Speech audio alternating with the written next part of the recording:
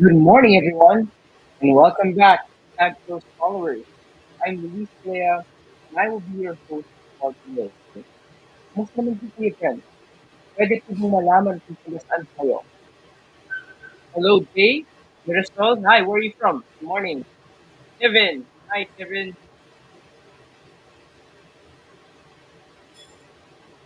Please tell us where you're from. Alvin Gonzaga. Good to see you here back at Tag Post. Thank you very much. Hi. Good morning, Mr. Gonzaga. Good morning. All right, you may continue to type your province, city, or place you are from in the comment section. Now, as promised, here is the second session of our webinar workshop for Gabay, the teacher sidekick. Hi, from Parañaque, Mr. Edwin Villapando. Good morning to you too, and welcome to Tag Pros.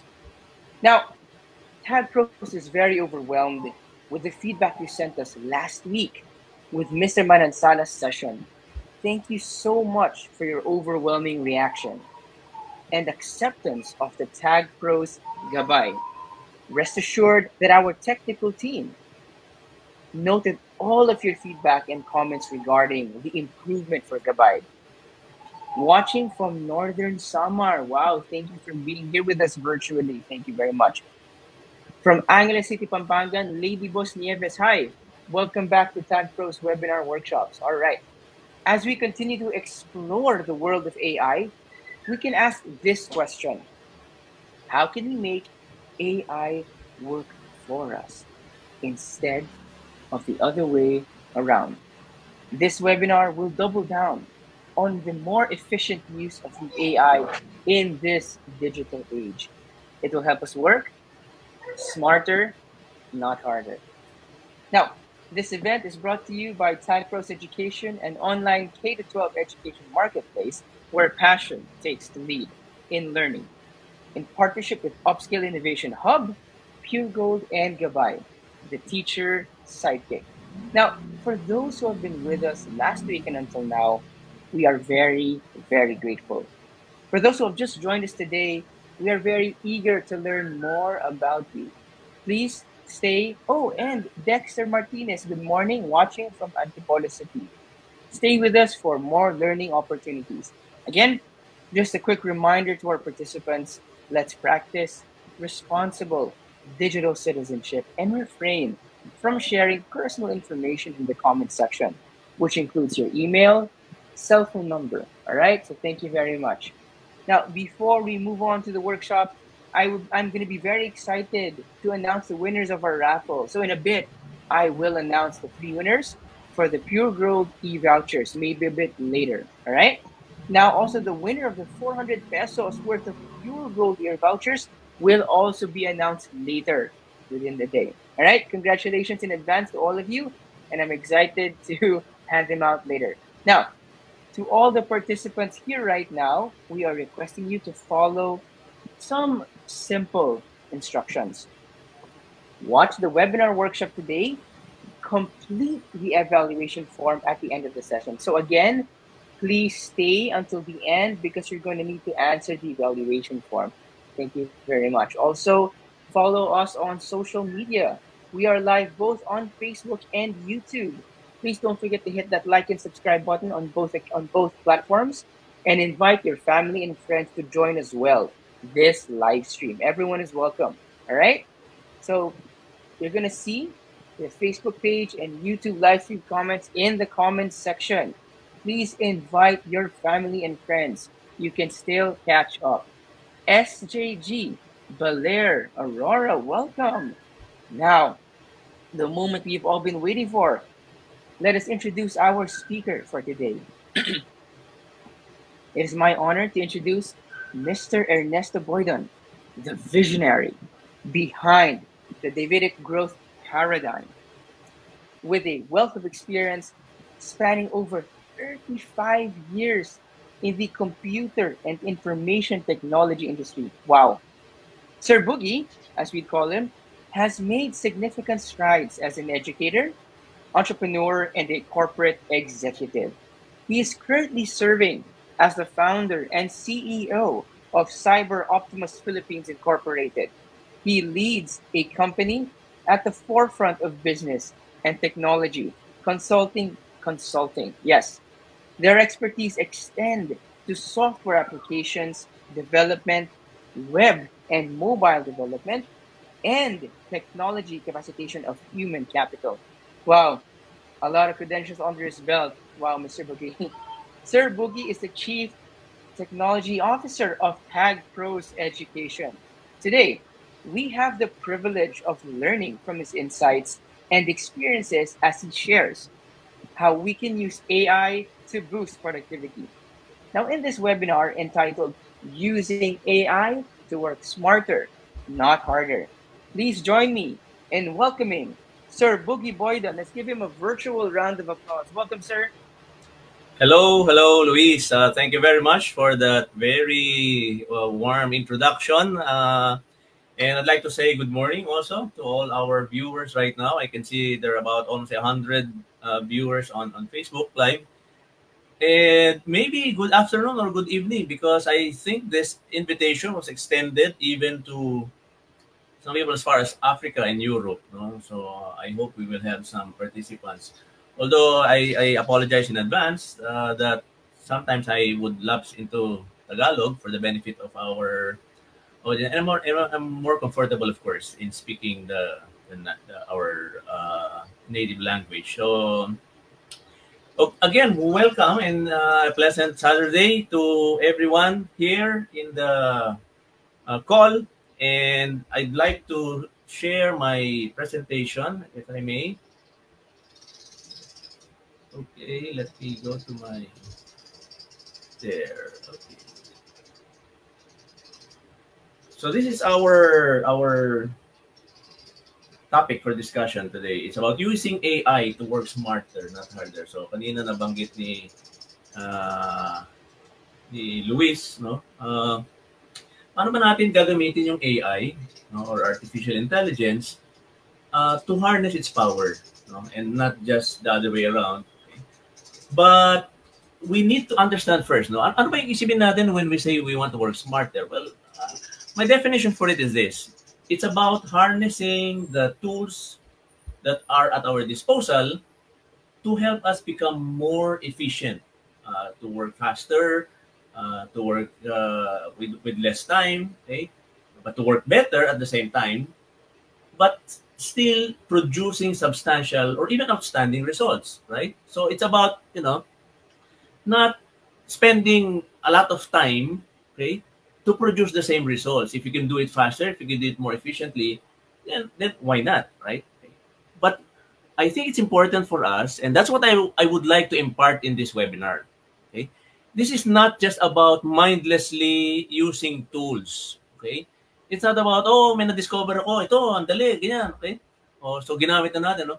Without really delving into the intricacies of what it is about, and how it is able to help us. So importante na una muna maintindihan natin, okay? Ano ba yung artificial intelligence na yan that we're talking of, right? And so to figure out later on when we start using the tools, we will be able to figure out for ourselves, no, how best to use those tools. I will be specifically focusing on generative AI, but I would want us to understand paano ba tayo nakarating dito, no? Suddenly bigla na lang na everybody's talking about AI, everybody's talking about ChatGPT, everybody's talking about Bard, which later became Google Gemini, di ba?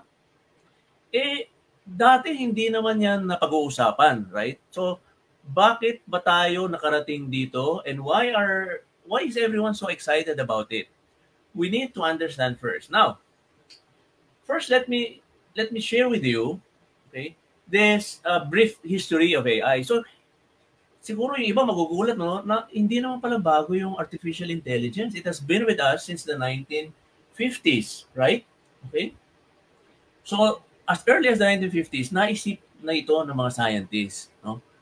Kung paano na ang isang machine, no, isang computer, matuturuan na makapag-behave. Okay? I'd like to use the word behave, no? Ayoko isipin yung word na makapag-isip. Okay? Because in reality, hindi naman nag-iisip yung computer, no? In the sense that we know it as humans, right? Okay.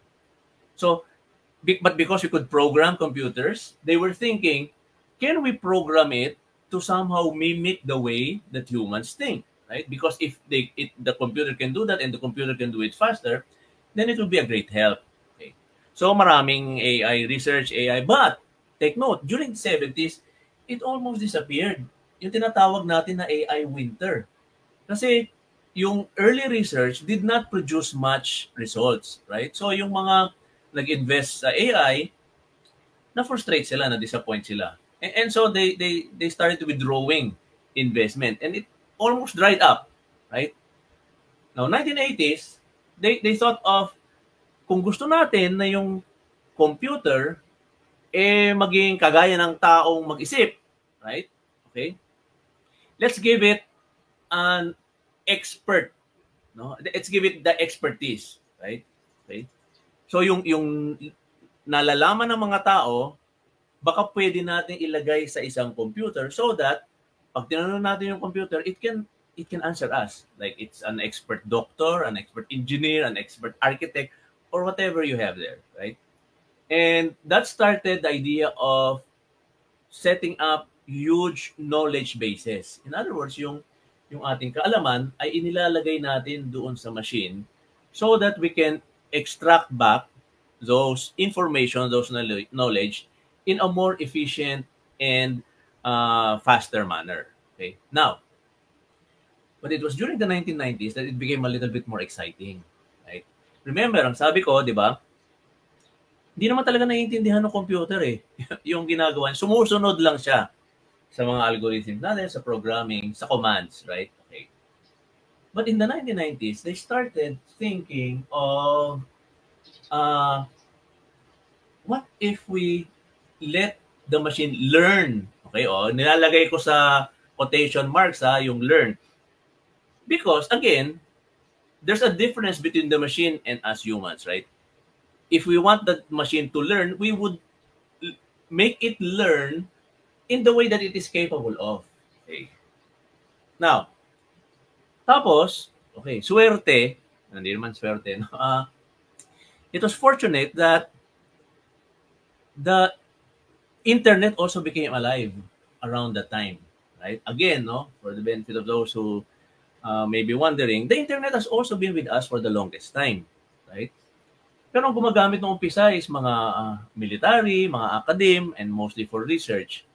But in 1991, when Tim Berners-Lee invented the World Wide Web, suddenly it became accessible to a lot of people. And it became mainstream, right? Suddenly, everyone could use the internet, right? Through the World Wide Web, no? Yung ating browser, tapos magta-type tayo, mandun yung mga links, and we could access practically anything in the world. And it became so exciting for people. Whereas before, text lang siya, suddenly, the internet became alive with images, even with videos later on, right? So, it became mainstream. And that is what I would also want you to understand. In a much similar way, AI became mainstream at some point. Okay? Kung paano yung internet na for the longest time, 30 years, wala namang pumapansin, no? Wala namang gumagamit, kundi mga researchers, academicians, military, and so on, suddenly became accessible and useful to a lot of people. Now, 2000, pumasok yung big data and deep learning. Okay? And in fact, since 2010, there has been a resurgence or what we call an AI renaissance. No? Biglang na-excite na naman yung mga scientists, right? Because they can now do a lot more with AI. Now, why was this? Okay? The reason is that kailangan kasi yung machine para matuto, kailangan mo siyang i-train. Okay? Kasi basically, ang ginagawa lang naman natin sa AI is that we are teaching the machine to recognize patterns. But for it to recognize patterns in a useful way, it has to be fed a lot of examples. So, nung umpisa, napakahirap maghanap ng maraming examples. But imagine with the internet, there was an explosion of data online, right? Images, pictures. Kaya nga kayo, pagka sumasali kayo doon sa yung mga game-game, di ba, na gagawin yung mukha nyo mas bata o kung ano man, di ba? You're actually contributing to that. Why? Because you're giving your data away. Na? Binibigay mo yung mukha mo, no? Binibigay mo yung mga iba pang information about you. Okay. Now, one other thing that led to this was Wikipedia. If you know Wikipedia, that's a voluminous set of text of English language, right? Okay, that is out there, and that was used to provide the input to the learning algorithms na ibinibigay natin sa mga machines. Okay. So, just to give you a brief understanding, no, it started with computer science. Of course, it's study of how machines can be made to work for us, right? Diba? Na mapoprogram mo tapos kaya niyang gawin yung gusto natin ipagawa without any further intervention, right? But it just follows a sequence of commands. Then people started thinking, kung kaya natin i-program yung machine, baka pwede natin siyang i-program so that it can start mimicking the way that we think, right? Because if it can do that and it can do that more efficiently and faster, then that would be a big help, right? So yun yung artificial. It is an academic discipline. It's part in and under computer science. No, it's a branch of computer science, but it developed certain ways by which we could make the computer do tasks that somehow imitates the behavior of humans in a way that it is using intelligence. Okay, ang tanong, intelligent ba yung computer? Naintindihan ba ng computer? Okay. Again, ang sagot, hindi. Right? Hindi. No? Hindi, it is just following the way that it was trained to extract information from whatever data it is given, but it is done in a way that it somehow mimics or imitates human intelligence. Kaya pagka tinanong mo yung nagagawa nung machine, akala natin, oh, talino di ba? Nag-iisip siya, no? When in fact, it's just because of the computational ability of the machine, powered by a large computational capability. No? Kasi ang bibilis na ngayon ng mga computers natin. Nakakapag-process na siya ng billions of, or maybe more, trillions of data, right? No? In a short period of time. No? So, ang dali niya ngayong maka-create ng mga conclusion based on the data, based on how it was trained, kung paano niya i-analyze at mag-extract siya ng information. So again, artificial. Okay? So huwag natin kakalimutan yun, ha? AI is artificial intelligence. And then yung dumating yung machine learning. Subfield siya ng artificial intelligence, right? Wala nang programming, no? But with the use of some mathematical algorithms, bibigyan mo siya ng data, and then, based on those algorithms, it can identify patterns. No, nakikita niya. So, kunyari, bigyan mo ng maraming pictures ng mga hayop, di ba? Pero, bigyan mo din siya ng idea, among those, no? Ito, marami din ako ibibigay sa iyo na picture ng aso. So, para pag naintindihan mo na anong itsura ng aso, pag tinignan mo ngayon, yung iba pang pictures, malalaman mo, ito hindi to aso, no? Kasi napag-aralan na naintindihan na nung machine yung patterns, what makes a dog, the image of a dog, no? So, ko-compare lang niya. Ito ba meron nung mga characteristics ng isang aso based on na doon sa pag-aaral niya nung mga data na finid sa kanya na ano itsura ng aso. Hindi to aso, di ba? Okay. So, yan yung machine learning. And then, ito nga yung exciting, no? na umpisahan ngayon yung deep learning. So, subset pa siya further ng machine learning. Okay? So, research went deeper into the intricacies of machine learning. So, yung machine learning, kung paano ba ginagawa, hinimay pa further. Right? So, that's deep learning. Ang ginawa, no? So, machine ito, okay?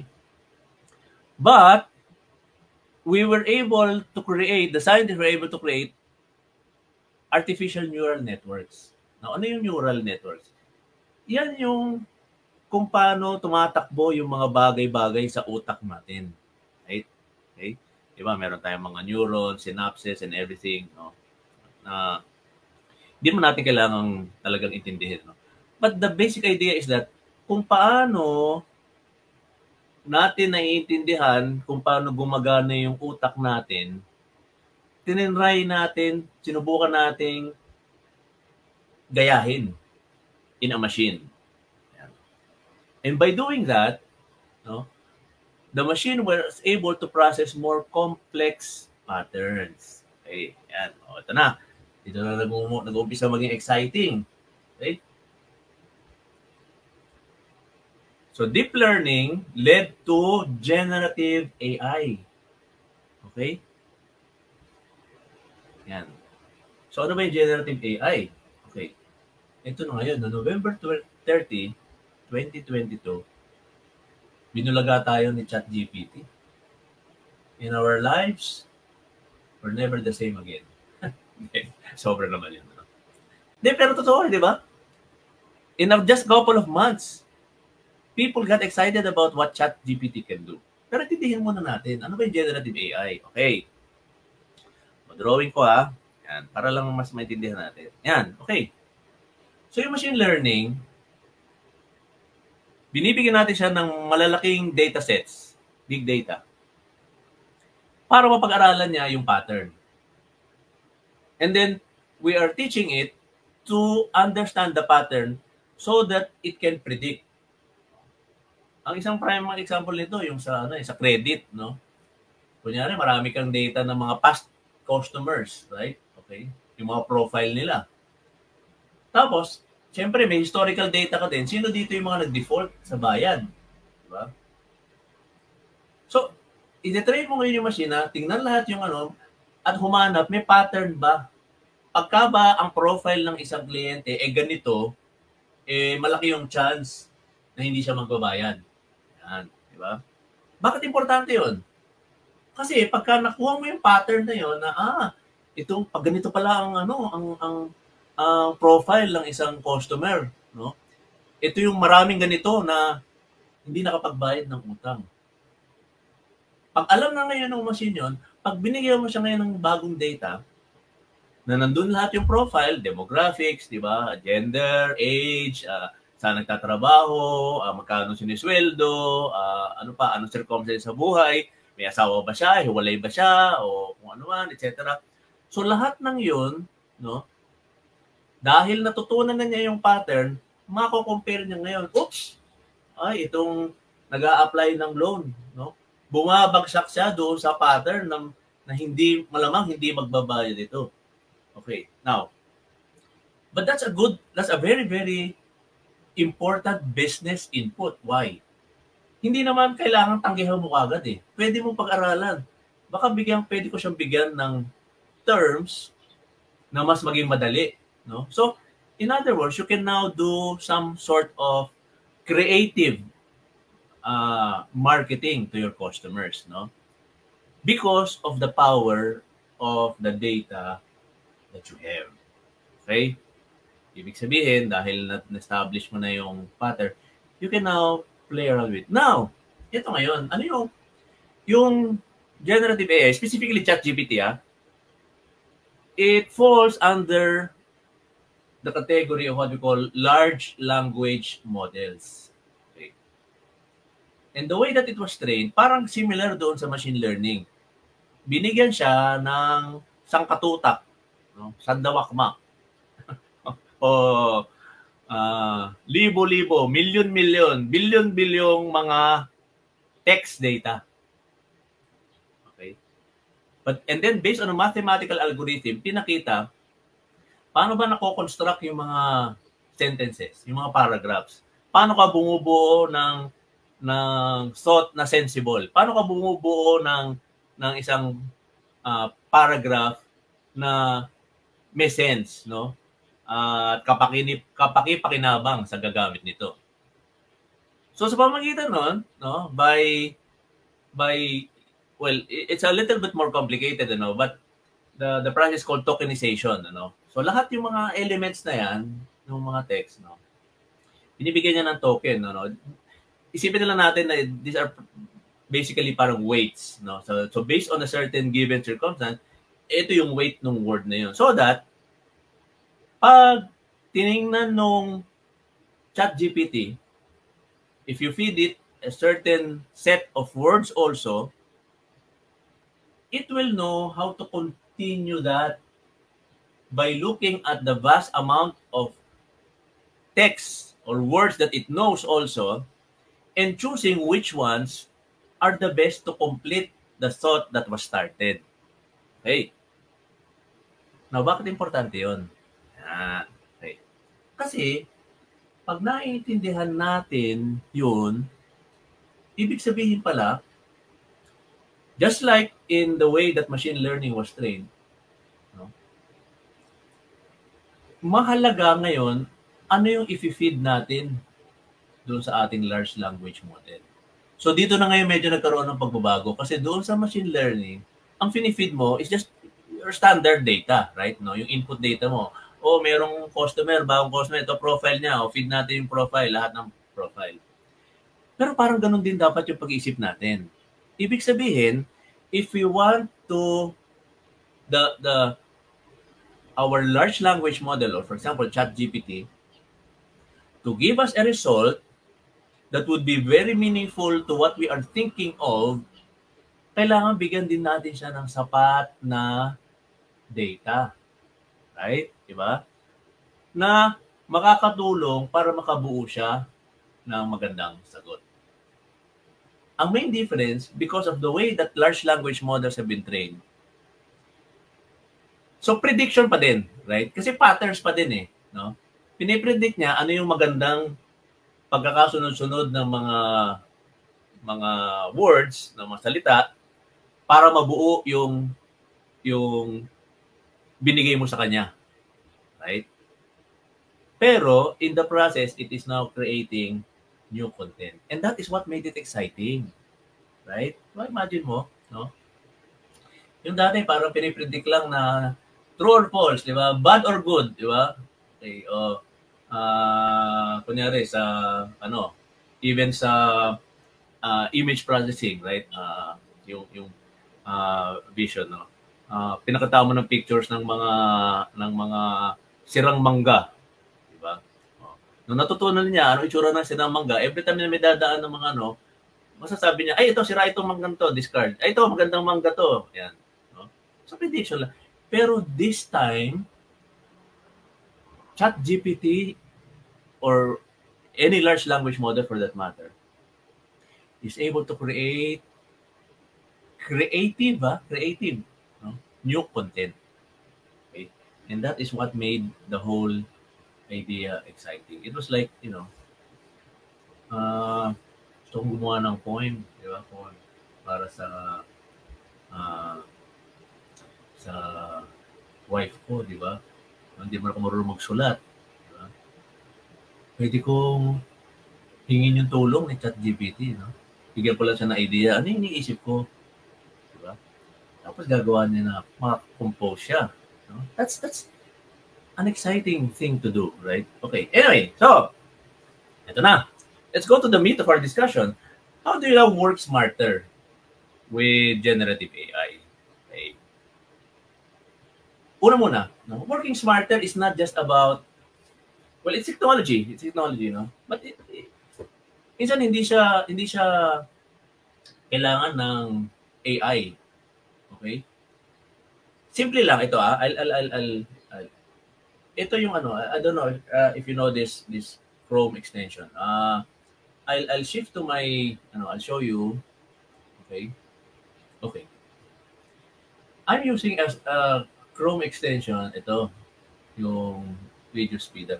What it does is that it speeds up the video, the playback speed of any video that I'm watching on my browser. So whether I'm watching a video, pinaka may gamit ito yung mga may, di ba mahilig tayo manood ng mga video tutorials, di ba? Pero minsan nakababad tayo sa YouTube, di ba? Sa Udemy, sa Coursera, kung ano naman, di ba? Buubos ng oras yun eh, right? But what if we can speed up the playback and na hindi naman nagde-degrade yung quality? Ibig sabihin, naiintindihan pa rin natin, no? So you can choose which one is comfortable to you. Gusto mo bang 1.10, 1.25, o 1.5? So much so that if you play a video, okay, tingnan natin ha. Punta tayo sa ano.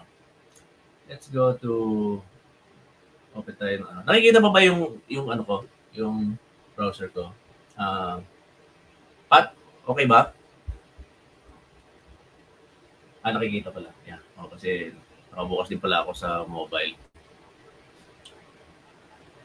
Ito tayo sa YouTube. Okay. And search tayo ng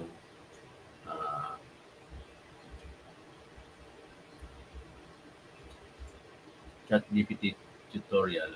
Okay. So ito, easily build stunning video content. Wow, galing ha. Okay. So tingnan nyo ha. Right now, this is being played back at 1. But what if I speed it up to 1.25? Okay. Note that, parang halos wala namang degradation, di ba? Okay, tama ba? Pwede ba yung... hindi. Okay, wait. Bakit hindi siya gumana dito? Let's check, ha? Yan.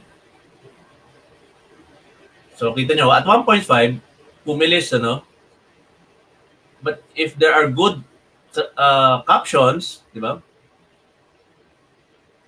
You can watch the tutorial na hindi naman siguro magde-degrade yung understanding natin. Right? Okay? Ibig sabihin, di ba? Pwede ngayon tayong makapag-aral na mas mabilis, mas maikli yung time. Right? So, of course, titingnan nyo what works best for you. Okay? So, let me go back to my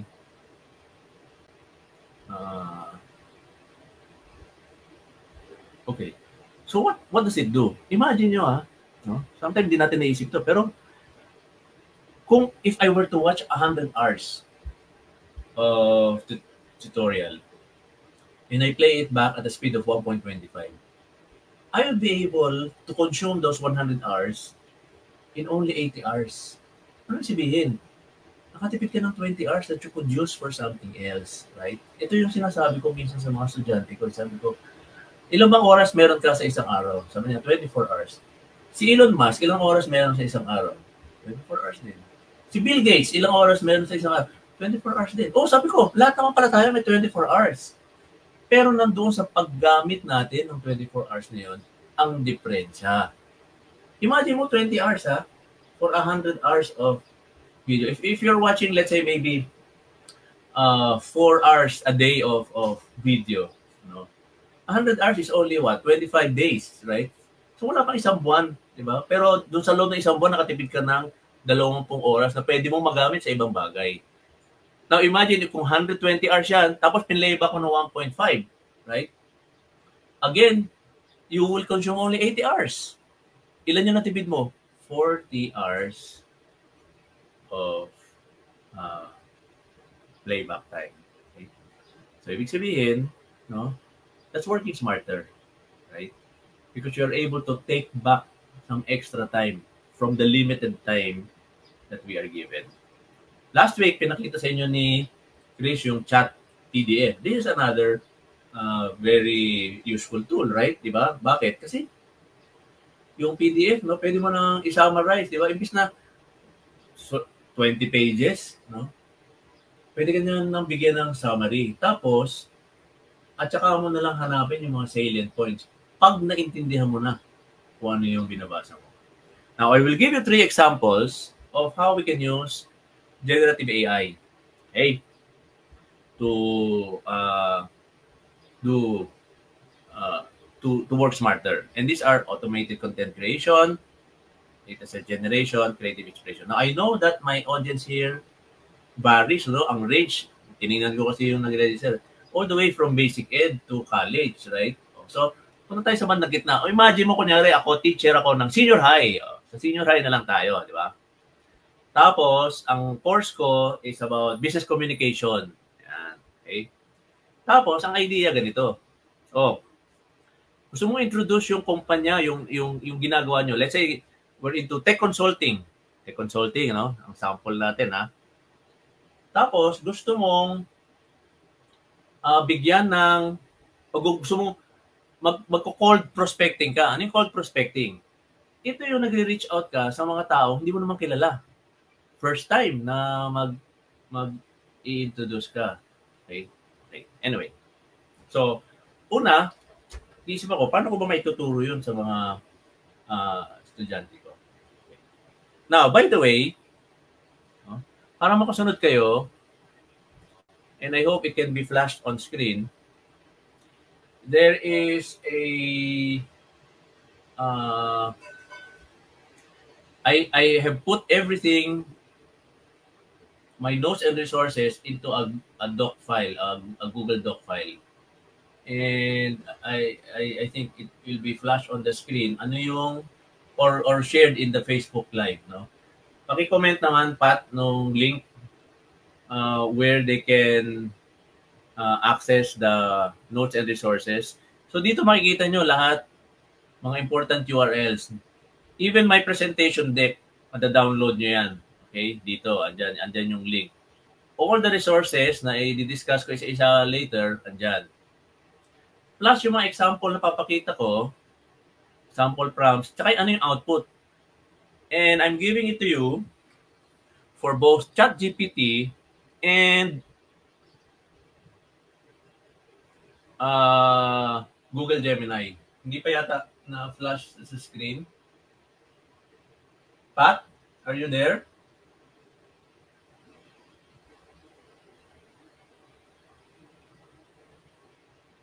Ayun. Na-type na sa Facebook ka. Okay? So you can go there, no? Click nyo na para makasunod kayo dun sa discussion. Kasi dito makikita nyo, ano yung, what is it that I'm talking about? No? Nilagay ko lahat dyan, no? Yung mga notes ko. Okay. So balik tayo dun sa aking PowerPoint slide. Okay. So, tatlong example. So, ang scenario ganito. Tuturo ako ng senior high. Tapos, gusto ko magtuturo ng business communication. Right? Ipopromote ko yung aming negosyo, tech consulting, to prospects that I don't even know. No? Pwede sa Facebook, sa LinkedIn. Marami pa ibang tools, right? No? Para maka-reach out. But, let's assume na nandun ka sa point na alam mo na yung email address nung prospect, no? Pwede nga sa ano lang sa website lang nila, no? Hanapin mo kung ano yung email address nila. Tapos papadala tayo. So automated content creation muna tayo. Okay. Now, balik tayo dun sa unang discussion, di ba? Ano yung importante? Para ma-build natin o maka-expect tayo ng magandang creative new content kay generative AI, ang critical yung ating prompt. Ano yung ita-type natin na instruction, no? Basically, instruction yan, yung prompt, no? Para makapagbigay siya ng maganda. So, I have 7 tips for you to engineer a prompt, right? And the website from where I took this is also given in the notes, no? You need to provide context, right? Okay? Describe mo. Para saan mo ba gagamitin yung gusto kong output na ibibigay, no? The more detailed context that you are able to provide, the better. And then be specific, no? Anong klase ba yung gusto mong output, no? Gusto mo bang humorous? Gusto mo bang professional? Gusto mo bang seryosong tone, no? Or you would like it to be a professional but a little bit medyo masaya ang tone. So be specific, yun. Lagay mo lahat ng constraints, no? Ilang words ang gusto mo, no? Kunyari, gusto mo, create for me a brief email. Hindi pwedeng brief lang, no? Sabihin mo na eksakto, 100 words, 150, right? No? So, yung mga constraints na gusto mong ilagay mo na. And then you can use system-related instructions. Ano ba isipin ito? No? Kunyari, nagtatanong ka sa kanya ng, bigyan mo ako sample ng joke. Okay. If you want it to be more system, or to be more specific, kunyari, dad joke ba yung gusto mo na type, di ba? Then that's what we call system-related, no? Because the generative AI can recognize certain ang tawag dito, parang labels, no? So, kung sinabi mong dad joke, at talagang mga dad jokes yung ibibigay sa'yo. And don't be contented with the first iteration, right? So, basahin mo, no? So, and then analyze din. Imagine mo, no? We are working smarter. Hindi naman natin pinapaubaya yung buong trabaho natin sa AI, right? Okay? We are just asking the AI to help us, come up with ideas quickly, right? Kaysa yung tayo pa talaga yung mag-iisip ng matagal, no? Pero hindi natin pababayaan na kung ano lang yung pinroduce niya, yun na yun, di ba? Titingnan natin, tapos isipin na, parang mas maganda kung ganito ko sasabihin, di ba? Ibibigay pa din natin yung personalization, yung ating sariling ideas, right? Okay? No? Tandaan nyo, ang AI ay gabay lamang. No? Mamaya, pinlog-in ko na yung aming product, yung gabay. Makikita niya yan, no? So, hindi ito dapat nakasalalay yung inyong kinabukasan. Kinabukasan. Ano pa? May mga limitations kasi din eh. No? So, dapat naintindihan din natin yan. And then, the last one is, ito, hindi ito masyado na-discuss. No? Pag nag-search ka ng tungkol sa mga prompt, no? Meron palang tinatawag na temperature, top K, no? And top P. Ano to? Ito kasi yung mga parameters na ginamit doon sa tokenization. Alala niyo yung in-explain ko kanina, di ba? Yung mga those vast data of words were tokenized. Okay? So, sa pagpili niya ng ano yung ilalagay niyang words, maraming pwedeng possibilities, di ba? There could be billions of combinations, right? Or trillions, or maybe even gazillions, or whatever, no? Ay, meron palang mga parameters na pwede kang paglaruan. Kung para medyo ma-narrow down mo yung isasagot niya. So, sa pagpili niya ng mga words, may mga ranges kang pwedeng sabihin. Ano yan? Okay, in temperature, ganito. If you specify a value from 0 to 0.3, the result will be more formal and non-creative. Pero kung 0.3 to 0.7, medyo balance. Pero kung gusto mo ng creative na tapos medyo yung semi-random, ibig sabihin, no, it can come up with some surprising things na you kahit ikaw, hindi mo naisip. Di ba? If you want to be a little bit more creative and more exciting in your content, lagyan mo ng 0.7 to 1.0. Okay. So, yan. Yung top K, no? Pag 1 to 5 lang pinili mo, mas focused siya dun sa sagot, no? Based dun sa prompt na binigay mo, tapos concise lang, may clear lang yung response niya. Pag 5 to 10, no? Medyo balance yung response na merong common, tapos merong mga nuance na information, no? Pero nag-improve yung overall na coherence. Ibig sabihin, yung understandability, yung magiging mas madaling maintindihan yung output niya. Pero pag 20, medyo mas diverse, no? Medyo nagkakaroon ng mas creative elements. Pero minsan, no? Yung nga isang limitation nitong mga large language models na to, no? Medyo baka lumayo na siya doon sa topic, di ba? Na parang hindi na masyadong naiintindihan yung pinagsasabi ni ChatGPT, di ba? So, nasa sa inyo ngayon yun, di ba? Balance yung ngayon. Pwede, ngayon, sabi natin, di ba? Iterate, di ba? O di kung hindi ka kontento dun sa pinroduce niya, di baguhin mo yung parameter, no? Either bawasan mo o dagdagan mo. Yung P naman, no? Ito yung mga ranges, okay? So again, 1 to 0.1 to 0.3 more focused, ha? Pero yung 0.3 to 0.6, okay? It can again also give you more diverse, no? And yung 7 to 1.0, okay? It can add more creativity to the responses. Okay. Now, ito pa isa, no? If you're using ChatGPT, maybe you have not yet experimented with this. Ano yun? Pwede nyo customize si ChatGPT. Okay?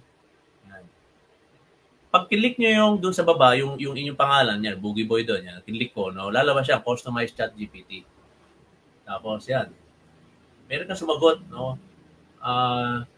How would you like ChatGPT to know about you? No? Merong sample, no? Pero pwede kang divert diyan sa mga sample na tanong na yan, no?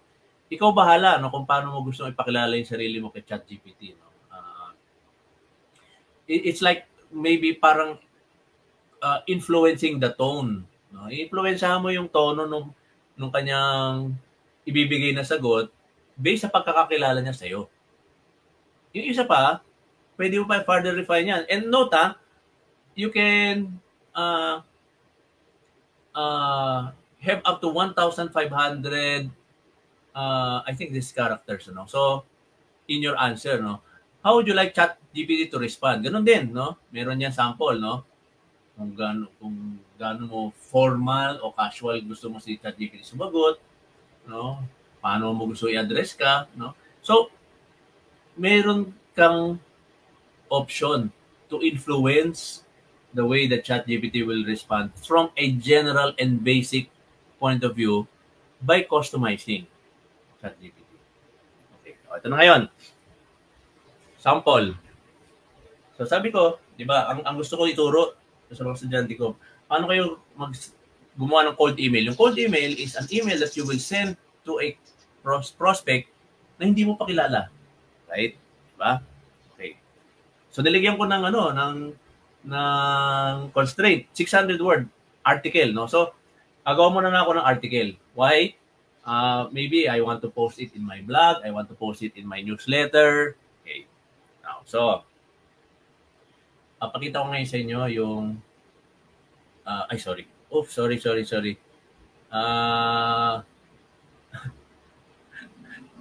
Na-stop sharing ko.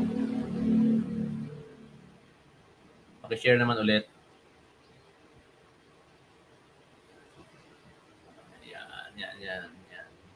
Yan. Okay. Asan na ba yung notes natin?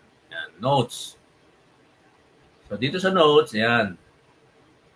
Ito yung sample, Hindi ko na muna to in-edit, no? Pero just to give an idea. So, ayan yung prompt. Write a 600-word article on the top 5 considerations when writing a cold email to a prospective customer. Ito ang output ni ChatGPT. So, meron ako, binibigyan niya research and personalization, clear and compelling subject line, value proposition and call to action, etc. Meron pa siyang pahabol na parang summary kung ano yung pinagsasabi niya dito. Tinry ko sa Gemini. Okay? So, yung Gemini, ito yun, sa gemini.google.com. Nandyan din yan sa notes, no, sa mga URL sa unahan. Yung ChatGPT, by the way, nagpalit ng URL si ChatGPT, chatgpt.com na. Dati OpenAI, di ba, something, no? Okay? And take note of that. Why? Kasi kung gumagamit kayo ng mga extensions para matulungan kayo sa ChatGPT, some of them may not work anymore. Okay? Yun yung naging epekto.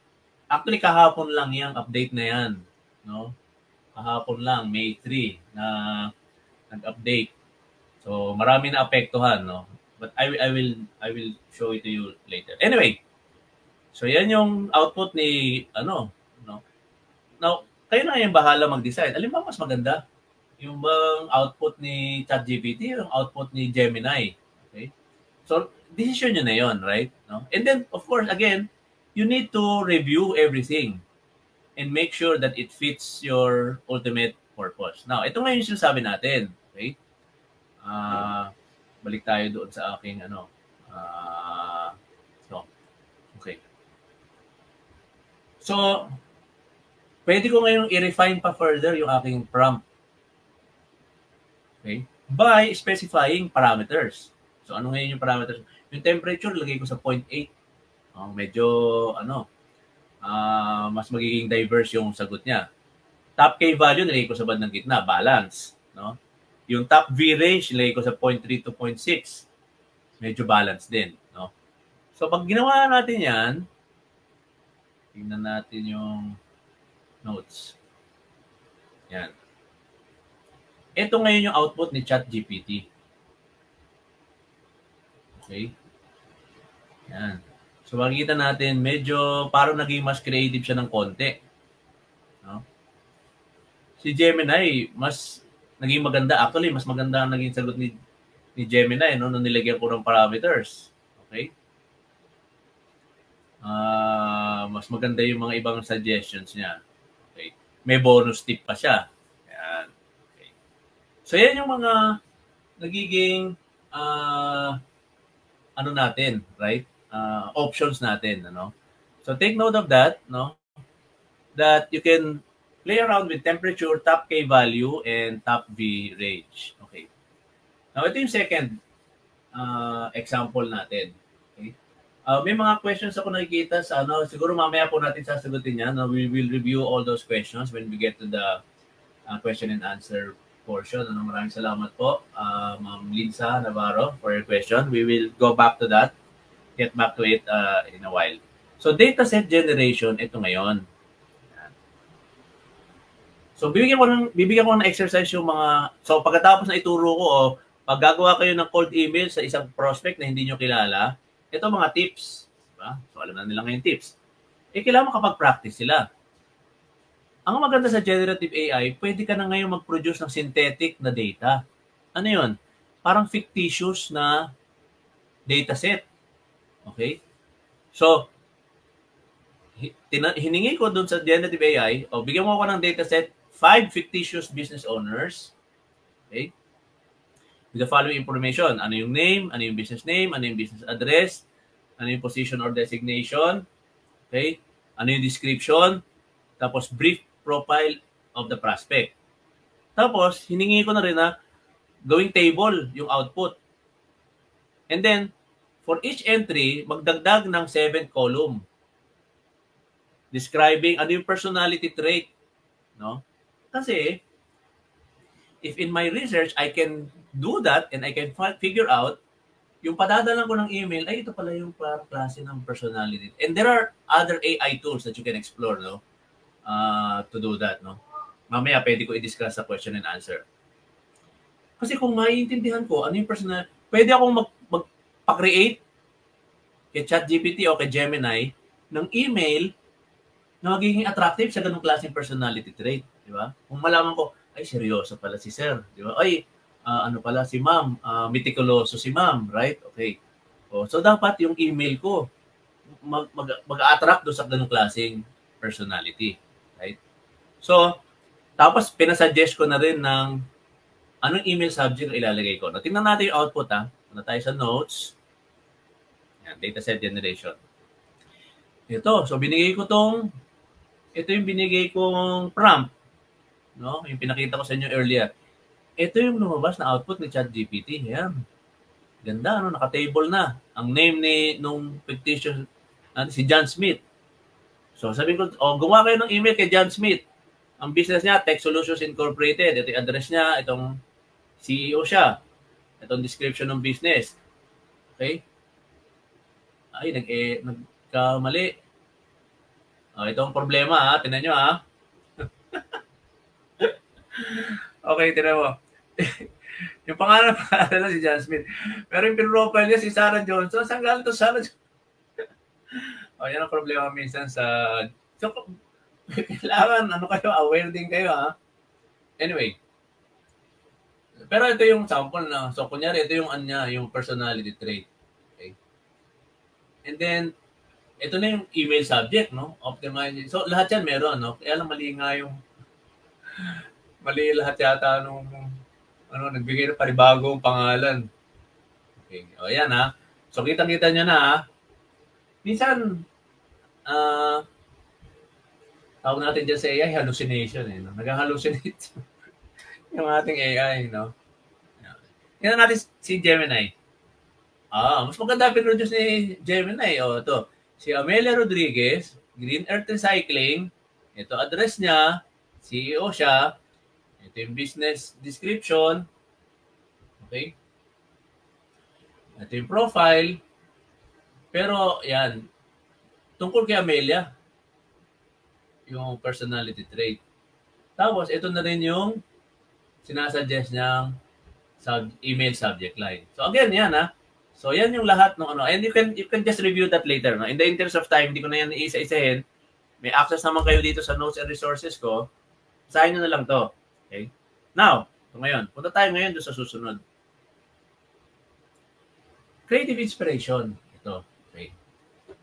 So, let's say now that I want to mag-advance sa aking slide.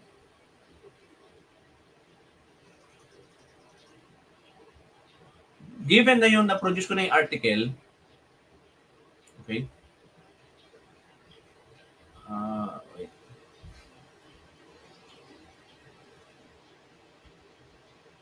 Yan.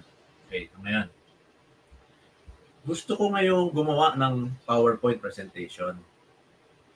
No? Using the article as an input. Okay? Ito nakuha ko rin sa isang video sa YouTube. No? Pero hindi lahat, no? I modified it for my purpose. Pero yung video na yun, nakashare din, no? Sa inyo. Doon sa notes and resources, sa bandang unahan, there's a YouTube video there, no? Panoorin nyo yun. Marami pa kayong matututunan doon. Pero dito sa atin, ito, let's say. So, ito yung prompt na bibigay ko. So, may article ako, gusto kong ngayon gumawa ng PowerPoint slide. Okay? So, tingnan natin how it looks like. Okay. Yan. So, gumawa ngayon si ChatGPT ng outline ng aking PowerPoint, no? Ano yung slide 1, ano yung slide 2, hanggang slide 7. Okay? Parang naputol to. Meron din to ng yung karugtong na ng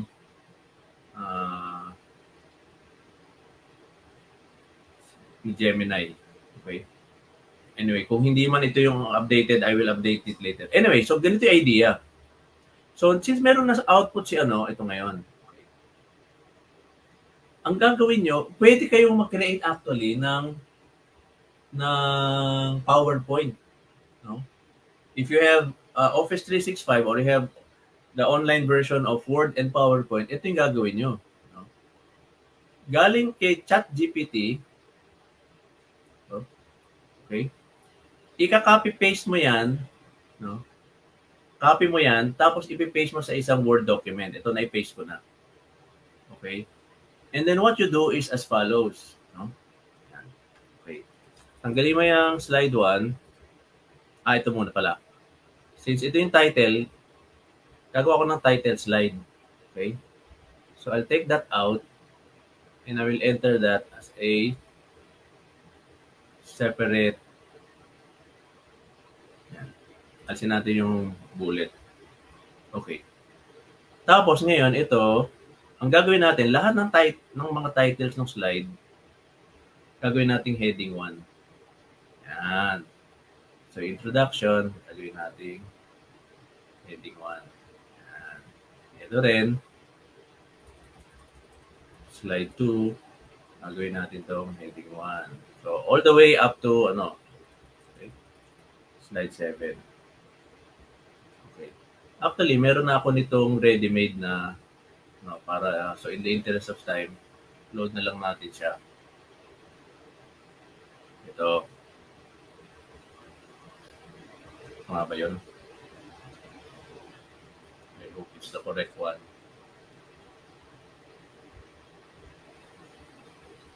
Yan. So yung kaninang ginagawa ko, ito, na isa-isa, nagagawa kong heading 1 yung mga titles, ito na yon. Yan. Okay? Pag nagawa ka ngayon yun na yan, ito you can now export that to PowerPoint. Okay? Tandaan nyo file, export to PowerPoint. Tapos, pwede ka na ngayon mamili anong theme ang gusto mong gamitin. Okay?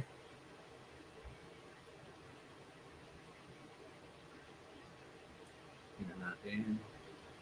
Okay. See more themes. Yan. So, let's say may napili ka na ang gusto mo. Kung wala ka pa napili dyan, pili ka pa ng iba. Hanap tayo ng maganda-ganda itsura. By the way, pwede rin na wala kang that you start with a blank. Tapos ikaw na lang magpapolish. Pero siyempre, mas matagal yun, di ba? Pero let's say na nakapili ka na. Okay. Ito, pwede kasing blank lang yan. Ano ba maganda dito? Sige, ito na lang. Let's say ito. So, pag pinili mo yan, click mo lang export. And it will convert your Word document into a PowerPoint slide. And then, pag in-open natin, makikita natin.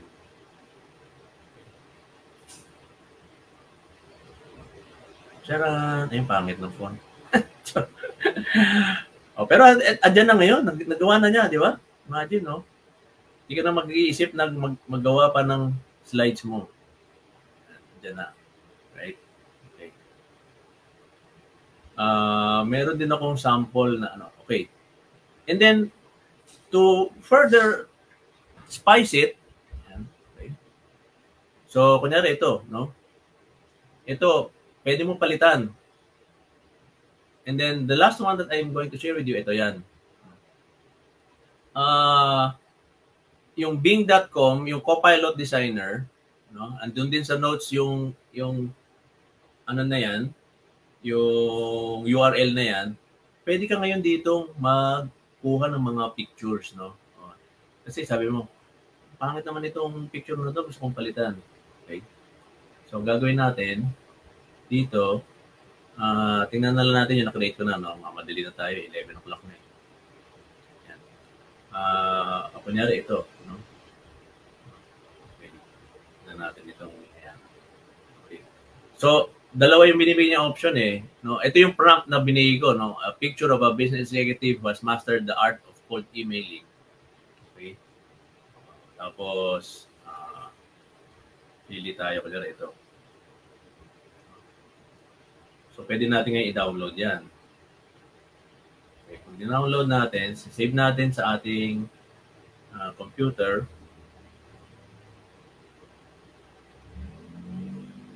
Okay. Parang hindi na-save ako. Saan napunta? Anyway, meron naman ako nasa laptop ko. So, the idea is this, no? Ay, nasa na yung PowerPoint natin. Ito pala. Okay. If you right-click on this, merong mga menu dyan, yung change picture, tapos dahil sinave naman natin sa device natin yung pwede nating yan, tignan, no? Images. O, kunyari, ito na lang. Pwede natin ipalit ito. O, yun, di ba? Parang medyo mas maganda yung PowerPoint mo. O, ito naman, palitan natin. Palitan natin ito. Building trust and credibility. Dito sa, meron din ako niyan, no? Balik tayo dun sa aking mga creations. Ang prompt na binigay ko, ito. Business people who can be trusted and has high credibility. Mukha bang katiwa-tiwala itong mga... Anyway, okay. So, na-download ko na yan. So, yan. Ay, mali. So, change picture again. And then this device. Tapos, ito, piliin natin ito. Okay.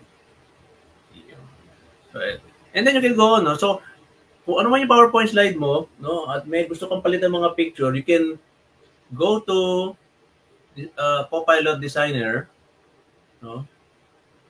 Initially, may 100 kang credits na free, no? So, mag-produce ka ng mga gusto mong pictures na, no? And you can actually explore ideas, no? You can write it na gusto mong anime siya, o cartoon siya, o mukhang pencil drawing siya, type mo lang yun doon sa prompt. Okay. So with that, no, makakagawa ka ngayon ng ano. Yan. So kunyari, yan. I use this prompt to create this picture, tapos pinalit ko doon sa PowerPoint. Okay. So as a final tip, ito bonus na lang to. Merong cheat code for AI, yung si AI PRM. Okay? Ano siya?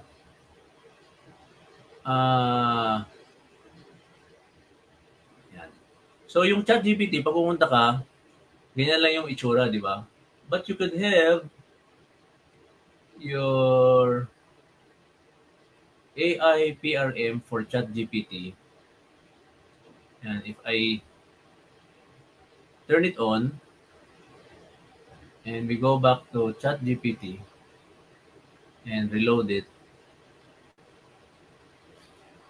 it will be like you have,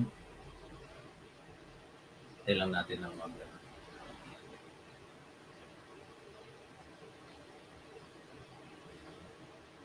yan. Nakikita niyo na ba? It's like you have ChatGPT in steroids. Okay? Medyo complicated lang sa umpisa. There's a learning curve.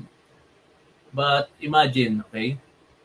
You have a lot of ways to customize your prompts. Right? You could even have yan, samples of prompts, no? Kung paano ka, kunyari gusto mong gumawa ng script sa YouTube, or maybe even, and you note that there are a total of 4,859 prompts that you can play around with, no? So it's like, so cheat sheet talaga siya for ChatGPT. Now, ang problema lang, no, because of that update na sinasabi ko kahapon sa ChatGPT, if you're going to add this sa Chrome browser nyo, okay, hindi siya mag-work, no, as is, no. But I also gave you in the chat, no, balik tayo sa taas, yung fix. You can click on this, and I also gave you a link to the tutorial. So kung gusto nyo pag-aralan paano gamitin yung AI PRM, then that will help you, no, from the basic until you build up your skills, no, in the use of the AI PRM. Okay.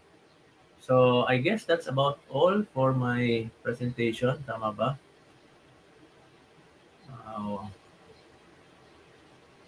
Yes. Yeah, I think that's about it. Okay. So, but of course, no, another cheat sheet, no, this is for teachers. Okay? Ang gabay ng gurong Pinoy. Right? And this is our product, which should be demoed in a little while.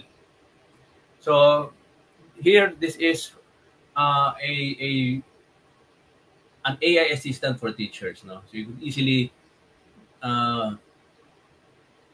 do a lot of those burdensome tasks. Okay? And we're continuously updating this. So, last week, may mga nagtanong, meron din pa sa college. Don't worry, we will have a version for tertiary soon.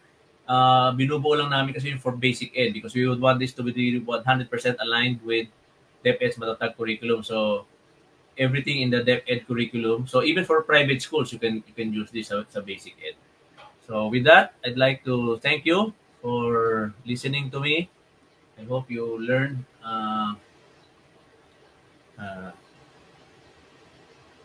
from my presentation. Thank you. Back to you, Luis.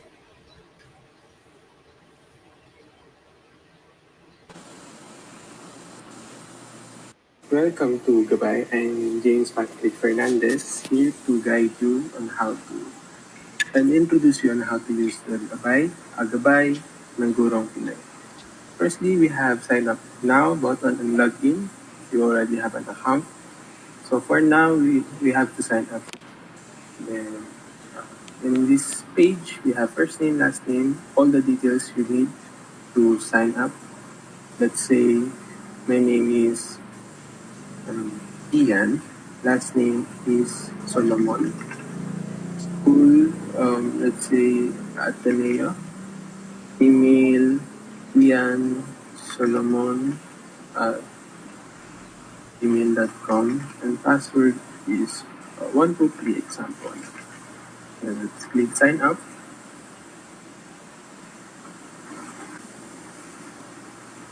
So if when the sign up is successfully signed up, we will magkakaroon po tayo ng dashboard which includes all the features of the Gabay and all the sidebars. And firstly, we go to AI and information disclaimer. All the content disclaimer about the AI is included in this page. And we go back to dashboard, and we will introduce you the lesson plan designer. So in this page, we have all the requirements to generate a lesson plan. Let's say from grades 1 to 6, we choose grade 2 subject. We have math and English, and from first quarter to fourth quarter, it's in first quarter. Then you will choose from you will choose content that you prefer. Let's say creating and composing text, learning activity, graphic organizer. Learning competency is, let's say, use basic compose text to react to the character. Lesson format from 4As, 5As, and 7As, 4As. And number of sessions, let's say you want from one session only, or 5, you can do so. Let's say 2. And in this text area, you can add your custom prompt or additional prompt to the required prompts. Let's say I want the activity to be more specific, and you can generate the lesson plan.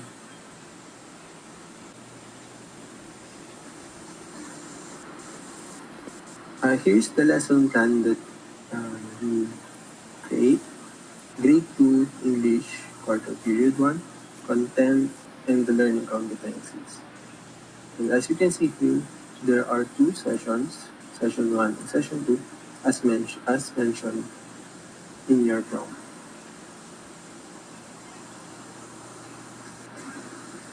You can download the generated lesson plan. Let's download it. Then click it. As you can see here, you can store your generated lesson plan in your local computers or cell phones. It is the same content as your generated lesson plan here. If you want to create another one, you can just reload here, then you can create another lesson plan. Next is, let's go back and let's create a formative assessment creator. All of the required prompts or contents are here.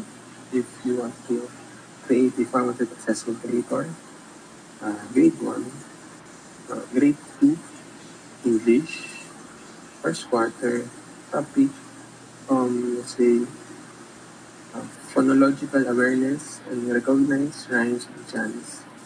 Assessment types, let's say you want short answer questions, provide answer yes. Level of difficulty, moderate. Number of items, let's do 10. Let's generate. Same thing as the lesson plan designer. It will take, okay. Formative assessment. Listen to the chant, poem, or story carefully.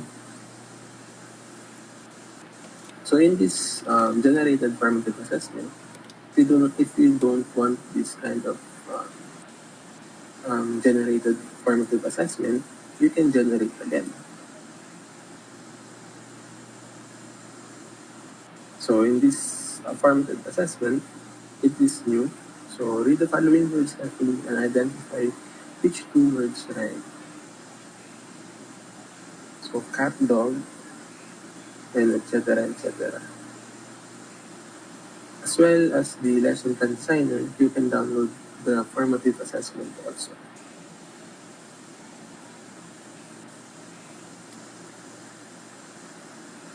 As mentioned, it is the same content as the created or generated formative assessment tool. Let's proceed to the email manager. What do you want to do?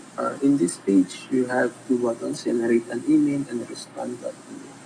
In the generate email, write what you want to say, the tone, style, and purpose of the email. So I want to create an email about flying in a local school. Generate. Please do it in one paragraph. You can also add some custom prompts if you want, just like this. Like if you want one paragraph only, or so. Generate email. Here we have uh, the goodbye is generating the email that you will send to some school that you want to apply.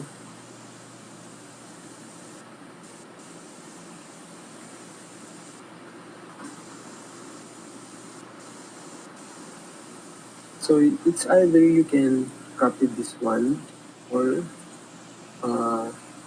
create a, or you want to respond to an email, you can do so in the respond to an email. So I will paste it here, my generated email, generate response. So in this email responder, the generated email from the generator, email generator, in this page, it will respond to the email that you recently generated.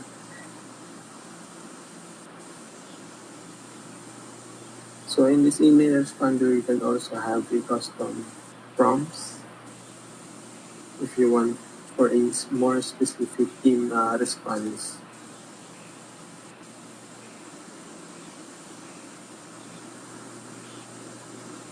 If you don't want the response, you can also generate again the response. Moving on, we do also have an upgrade plan in the future. So we have plans like free, inclusion, one prompt a day, limit of one prompt per day, and a basic plan, and also a pro plan for, let's say, an organization or school that will avail this one. And also, as you can see, your username here is included and your preferred picture. So that's it. You can now log out. And are you sure you want to log out? Confirm. And you will go back to the start or the main page. You can also do login here. Let's say Ian, Ian Solomon gmail.com. As with 1, 2, 3 example. You babalik lang sa dashboard.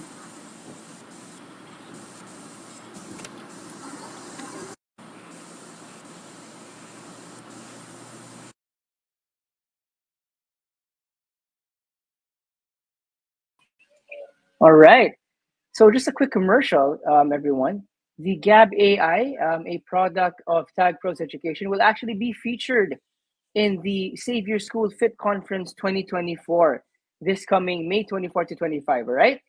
Tag Pros partnered with FitCon and as the official CPD provider for this conference. And again, teachers and educators online here, we hope to see you there. Now, I know that many of you may have questions for our speaker today. Sir Boogie would be glad to answer all of your questions. And in the interest of time, perhaps we'll only be able to entertain 5 at the most. Okay.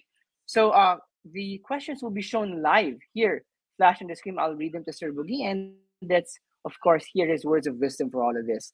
And then at the end of the forum, if you still have any further questions, you may forward them to us at Tag Pros Education Facebook page, where we will do our very best to get in touch with our speaker and get back to you.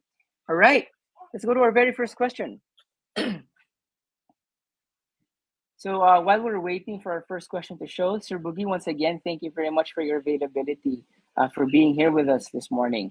From Linza Navarro, how to retrieve reference sa ChatGPT po para mailagay po sa reference sa research. Maraming salamat po. Sir Boogie? Okay, thank you for that question, Ma'am Linza. Well, the one I showed you is the free version of ChatGPT, yung version 3.5. Okay, but it would be interesting to know that on Bing, which is owned by Microsoft, which of course also owns OpenAI now, there is when you interact with the Bing chatbot, which is powered by ChatGPT, it will give you the references to the resources where the answers are coming from. So if you're referring to that, then I think that would be the best way to do it. No, just go to Bing.com and start using the chatbot there. Okay, interact with the chatbot there, and when it answers, it gives you the references from where those answers were taken from. Thank you very much, Sir Boogie. We have another question from Athena Gozalo Calero. Makaka-generate in ba ng pictures? Sakaling gusto mong may pictures ang formative assessment mo. Okay. Is the question about Gabay? Sa Gabay ba ito kaya na product? I guess so, no? Yeah, I think so. Yeah. Kasi yung pinakita formative. Right now, we are still working on that feature, but we know that it is a feature that a lot of teachers are asking for, and we're really working hard to make that possible. But one of the other things that we are giving to our users, well, at least for now, it's a paid version, no? Is that instead of downloading the file as a PDF, you can download it as a Word document so that you can still edit it. And based on some of the tips that I gave here, like using the Copilot Designer, you can produce your pictures based on the description that you want to give, and then just add it to your formative assessment. But of course, wait a few more weeks maybe. We are working hard to get that feature into Gabay also. Thank you very much, Sir Boogie. All right, so we have time for 3 more questions from Louis Trinidad. Good day. Can you give your insights po related to Grok AI? Thank you. Okay. Grok AI is the one by Elon Musk, no? It's paid. Una yun na yung unang ano doon, no? It's a paid subscription, and it's given free to paid subscribers of X, no, yung dating Twitter. Okay, so uh, but in terms of performance, well, as all chatbots and large language models, may pros and cons, no? Lahat naman yan may ano pa rin may mga glitches pa din, ano. So it's still up to us to really analyze and evaluate the veracity, the uh, accuracy, and the suitability. Yun yung pinaka-importante, no? Pasok ba siya doon sa gusto kong gawin, di ba? Yung bakit ba ako nag-type ng prompt kay ano, o yung sagot ba niya angkop ba doon sa gusto kong sagot, no, na hinahanap, right? So those are the main questions. But in terms of performance, early evaluations of Grok AI says that it is better than the free version of ChatGPT. Of course, it's paid naman, you know. But compared with the paid version of ChatGPT is still better. Okay? So kung apples to apples, parehong paid, I would still go with ChatGPT. All right. Thank you again, Sir Boogie and Louis Trinidad. We have time for our last two questions here at our Tag Pros webinar workshop. So keep those questions coming in. We have time for two more. So while waiting for those questions, I guess what we can all really take from the talk of Sir Boogie is that three things. Number one, AI, of course, is simply just a guide. Just like in the term that we call one of our products here at Tag Pros, gabay. It doesn't replace the teacher, it just serves as a supplement. So, one of the very, very insightful things shared by Sir Boogie. Another thing that really stuck with us, stuck with me personally, is that the certain tools that we use in AI, we have to make sure that it doesn't degrade or diminish our understanding. Just like with that speed generator with speeding up the video playback speed. So that's another thing. And lastly, there are many available tools that we can use that are at our disposal. It's really up to us to find the best one for our needs. Yeah, so thank you very much, Sir Boogie. All right, Kevin Malinaw Baredo. Ano po dapat ang gawin para makaiwas po sa copyright pag nagamit po kami ng AI po? It's a very good question.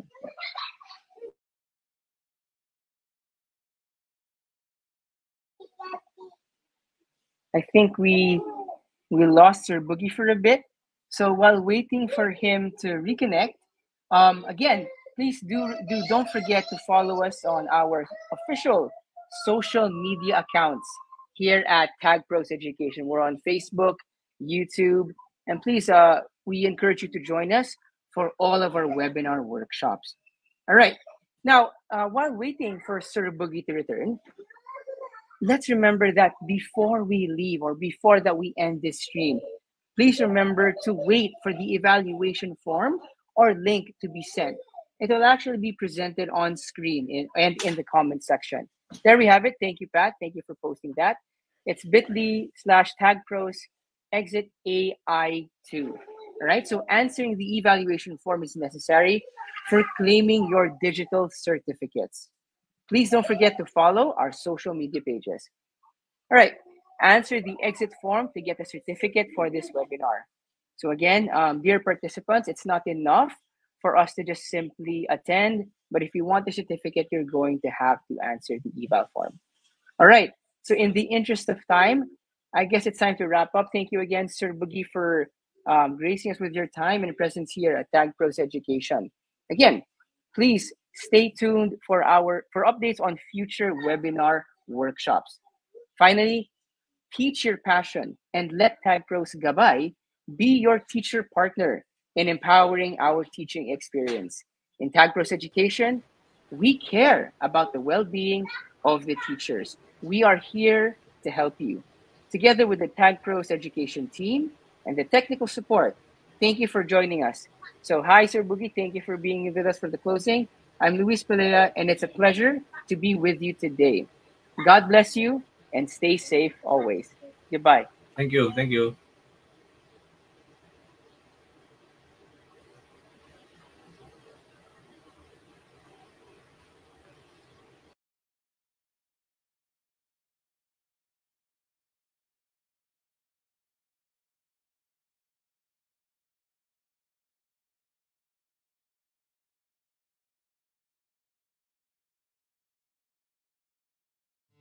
In the life of a teacher, every minute matters. Designing fun lessons, making quizzes, finding the right materials, and connecting them to class goals. It's not just a job, it's a calling. Navigating diverse learning styles can be a stretch, even for the most dedicated educators. The constant quest for innovation can be exhausting. But imagine if there was a way to make it easier, to rediscover the joy in teaching. Let's discover how. Meet Gabay, your game-changing AI teaching assistant. Picture-slashing planning time, unlocking fresh avenues for interaction, and sparking innovation in your classroom. It's the future of teaching at your fingertips. This is Jane, a third-grade teacher facing the challenge of keeping her students engaged. Enter Gabay, the game-changer in her teaching toolkit. With just a few clicks, specifying subject, grade, and desired vibe like fun or exam focus, Gabay weaves a tailored syllabus and engaging content, understanding the teaching nuances. For Jane's third graders, Gabay suggests spicing up lessons with games and rewards, reigniting their love for math. And for older students in literature, Gabay evolves, keeping Jane's lessons dynamic and captivating. Gabay isn't just a tool. It's your teaching sidekick. It streamlines planning, saving precious time, and dives into your students' preferences. From exam creation to juggling academic tasks, Gabay has your back. Teachers, it's time to level up. Embrace the education revolution with Gabay and unleash the super teacher in you.